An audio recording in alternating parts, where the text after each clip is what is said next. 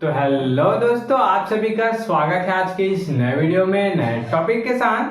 तो चलिए इस प्रकार से आज के इस प्यारे से वीडियो में हम लोग पादप जगत वर्गीकरण के अंतर्गत आज हम लोग फेनरोगेमी क्या होता है, इसको कितने भागों में बांटा गया है और उसको और कितने भागों में बांटा गया है, इसको हम लोग आसानी से क्लियर करने वाले हैं।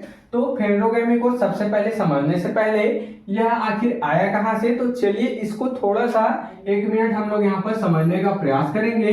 1 मिनट यहाँ पर इसको हम लोग मिटा देंगे बाद में। तो हम लोग सबसे पहले क्या पढ़े थे, पादप जगत का वर्गीकरण देखे थे। पादप जगत का क्या वर्गीकरण।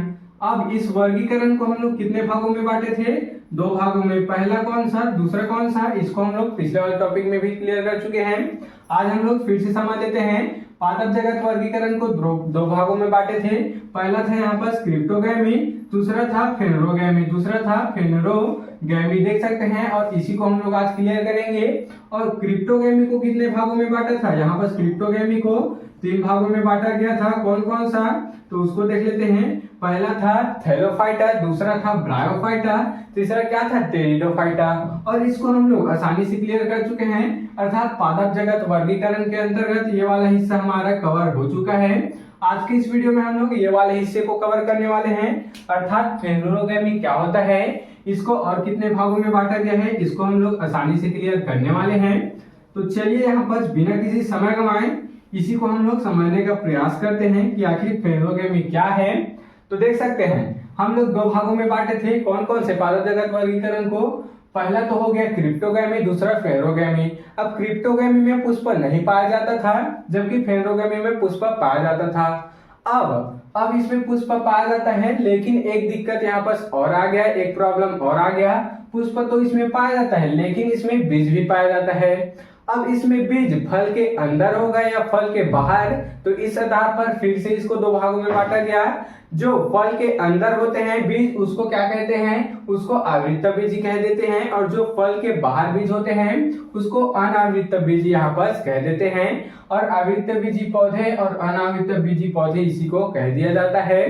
तो इसको फिर से देख सकते हैं 2 भागों में बांटा गया है, जिसमें जो बीज है वह फल के बाहर हो उसको क्या बोला गया है, आवृत्त बीजी, अर्थात इंग्लिश में इसको जिम्नोस्पर्म बोल दिया जाता है। ध्यान देंगे, बहुत ही इंपॉर्टेंट टॉपिक है। और जिसमें फल के अंदर बीज पाया जाता है उसको आवृत्त बीजी अर्थात एंजियोस्पर्म यहाँ पर कह दिया जाता है। अब चलिए इसी को हम लोग क्लियर करते हैं। पहले जिम्नोस्पर्म को देख लेते हैं, फिर हम लोग एंजियोस्पर्म को समझेंगे। ये जो टॉपिक है आपके लिए बहुत ही इंपॉर्टेंट और बहुत ही बेसिक होने वाला है, तो आप इसको लास्ट तक देखिएगा, आपको आसानी से क्लियर हो जाएगा। तो जिम्नोस्पर्म अर्थात इसमें क्या होगा, अनावृत्त बीज। यहाँ पर ये जो शब्द है इसका विस्तार समझने का प्रयास करेंगे। अनावृत्त बीज अर्थात इसके बीज में आवृत्त नहीं होगा, अर्थात ये जो मान लेते हैं ये एक बीज है, तो इसमें क्या है, अनावृत्त है, और ये क्या है, आवृत्त है। अर्थात ये बीज है तो इसको चारों तरफ क्या होगा, आवृत्त होगा। इसके चारों तरफ क्या होगा, आवृत्त अर्थात कवच होगा। और ये जो कवच है वही क्या होता है, फल होता है। और ये क्या है, जिम्नोस्पर्म अनावृत्त बीजी है, तो इसमें किसी भी प्रकार का आवृत्त बाहर से नहीं होगा। तो आशा करता हूँ क्लियर हुआ होगा।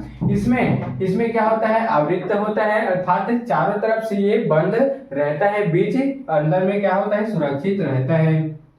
चलिए जिम्नोस्पर्म के कुछ एग्जाम्पल है, इसको देख लेते हैं। तो यहाँ पर स्क्रीन में आपको ये जो तीनों है वो दिखाई दे रहा होगा। पहला साइकस देख सकते हैं, जो साइकस का वृक्ष है इसमें आपको बाहर जो बीज है वो दिखाई दे रहा होगा। दूसरा है सिकोया, ये भी वैसी है सेम।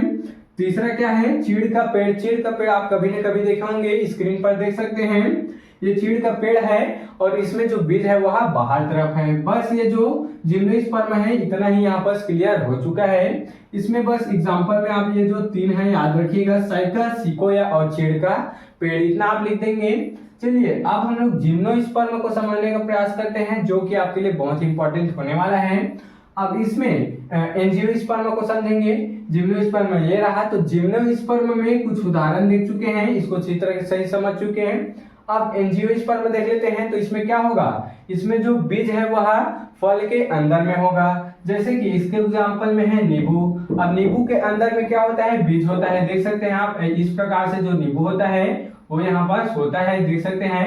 और जो बीज है कुछ इस प्रकार से यहाँ पर उपस्थित होता है। इसी प्रकार से सेब में भी होता है, इसी प्रकार से सेम, एक मिनट, इसी प्रकार से सेम सेब में भी होता है। इस प्रकार से बीच में क्या होता है, बीच में उसका जो बीज है वो होता है। पपीता में भी सेम इसी प्रकार से होता है, उसमें भी अंदर में बीज होता है। तो ये सब किसके अंतर्गत आते हैं, एंजियोस्पर्म के अंतर्गत।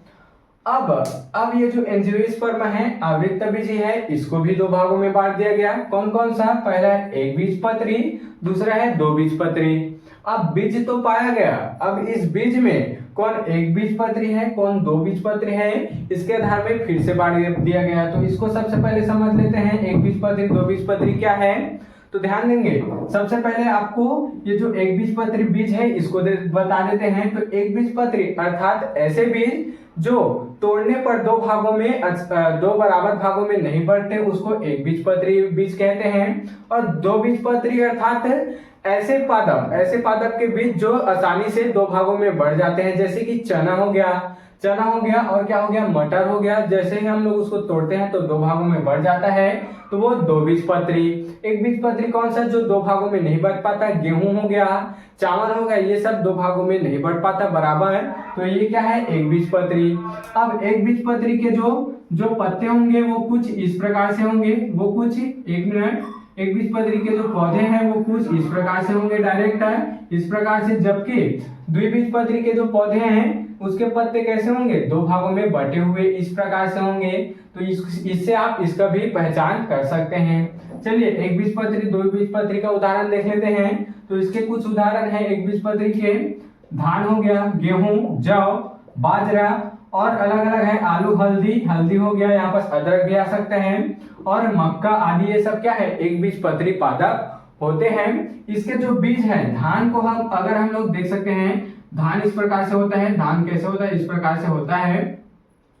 तो अगर हम लोग इसको दो बराबर भागों में बांटना चाहे तो ये है क्या होगा, नहीं बढ़ पाएगा। जबकि यहाँ पर जो चना है, चना या फिर मटर है, मटर कैसा होता है, इस प्रकार से होता है। तो अगर इसको हम लोग दो बराबर भागों में बांटे तो ये आसानी से क्या हो जाएगा, बट जाएगा, आसानी से टूट जाएगा। तो ये क्या है, ये द्विबीजपत्री है। इसके एग्जांपल में है चना, मटर हो गया, अरहर और मूली आदि, ये सब क्या है, दो बीजपत्री के अंतर्गत आते हैं। तो इस प्रकार से हम लोग फेलोगैमी को भी क्लियर कर चुके हैं। चलिए जल्दी यहाँ पर रिवीजन कर लेते हैं। तो फेलोगैमी के अंतर्गत क्या है, जिम्नोस्पर्म और एंजियोस्पर्म। अब ये क्या है, यहाँ पर जो बीज है वह कहाँ पाया जाएगा, फल के बाहर। जबकि एंजियोस्पर्म में जो बीज है वह कहाँ पाया जाएगा, फल के अंदर। इसके एग्जांपल में है नींबू, सेब, पपीता। इसके एग्जांपल में है साइकस, सिकोया, चीड़। इसके भी हम लोग डायग्राम देख चुके हैं। उसके बाद आवृतबीजी को फिर से दो भागों में बांटा गया है, एक बीजपत्री और द्विबीजपत्री। जो आसानी से दो भागों में बढ़ जाता है वो द्विबीजपत्री, जो आसानी से दो भागों में नहीं बढ़ता है या फिर आसानी से क्या बढ़ता ही नहीं है, उसको क्या कहते हैं, एक बीजपत्री। तो इसके एग्जांपल में धान, गेहूं, जौ और वगैरह वगैरह। और इसके अंदर में है बीज दो बीजपत्री के, चना हो गया, मटर हो गया, अरहर, ये सब क्या होते हैं, दो बीजपत्री पादप होते हैं। तो इस प्रकार से आज के इस प्यारे से और इम्पोर्टेंट टॉपिक में हम लोग फेलोगैमी को भी पूरा क्लियर कर चुके हैं। आप इसका स्क्रीनशॉट यहाँ पर ले सकते हैं।